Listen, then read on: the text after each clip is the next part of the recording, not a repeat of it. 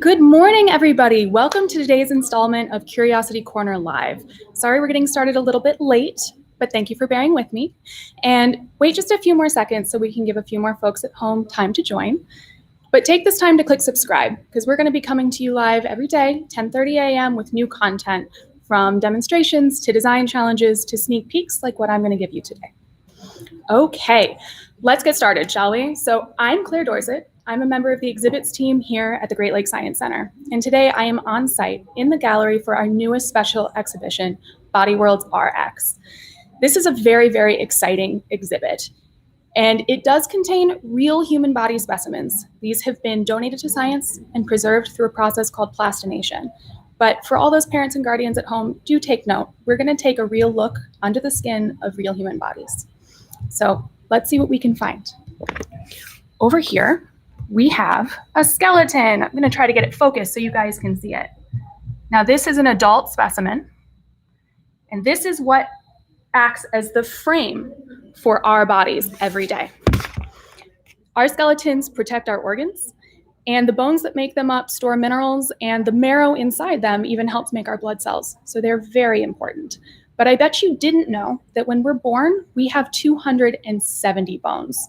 Then as we grow, some of those bones fuse. That means they join together to become one. By the time we're adults, that count is down to 206 bones.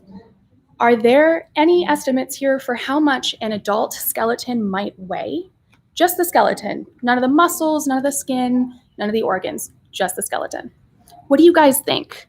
Hi, Veronica. Hi, Ridgman and fam, the Kogers, Karen, Bethlehem Academy. Good morning, everybody. 42 pounds. Okay.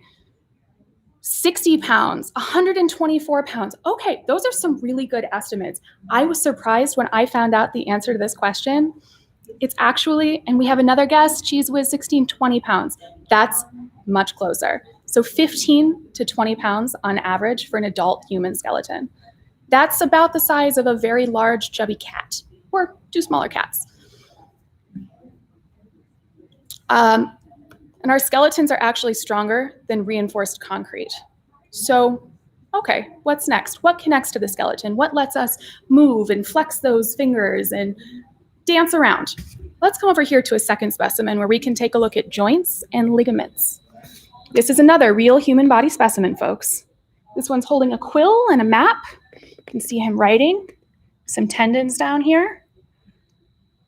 Isn't the human body amazing? Okay, so joints and ligaments are part of how we move. Ligaments are super, super strong bands of connective tissue that hold our joints together. And our joints are where two bones connect to each other. It's where they make contact. It's how we dance. It's how we wiggle our fingers and our toes. It's how we make chicken wings if you want to dance a little bit more. So our knees, our elbows, our knuckles, those are all joints. And on the inside, they are covered in a smooth material called cartilage that minimizes friction to let us bend easily and without pain. Some of our larger joints, like our knees, also contain a fluid that acts as a lubricant and a cushion to kind of buffer against things. What else helps us move? Hi, Cameron. I see you. I say hi back. And Ben, Veronica again, Janet. Hi, everybody. Okay, what do you think that we still need to talk about? We've talked about skeletons and joints. We've talked about ligaments. But what makes us strong? When you go to the gym, what is it that you're working out? Legs. Muscles. Thank you. Muscles. That's exactly what we're going to talk about next. So our muscles produce force and motion to help us move. Those are science words, right? Each time we take a step or turn our heads or throw something like a baseball or a basketball, many different muscles are all coming together to work in unison. Usually there are multiple muscles for any part of the body that work in opposite directions to give it its movement. That sounds more complex than it is, so let's look at an example on our own bodies. Our arms. Okay, my bicep muscles help me flex or bend my elbow.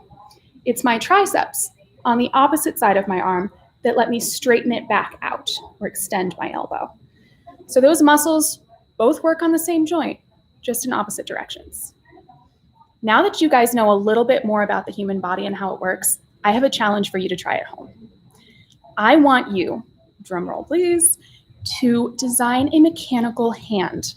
Now, ideally, we want that hand to be able to grasp something and pick it up. So how might we do that? What might we need? Probably the same components that go into the human body. So a frame, like the skeleton, and it should be strong and durable, but flexible. Maybe cardboard would work, but I bet you have a lot of ideas of your own too. And that frame may need to bend in some places with joints. So could we use tape or maybe rubber bands like ligaments to connect them? And then how do we create force and motion like the muscles would to allow our hand to grasp something?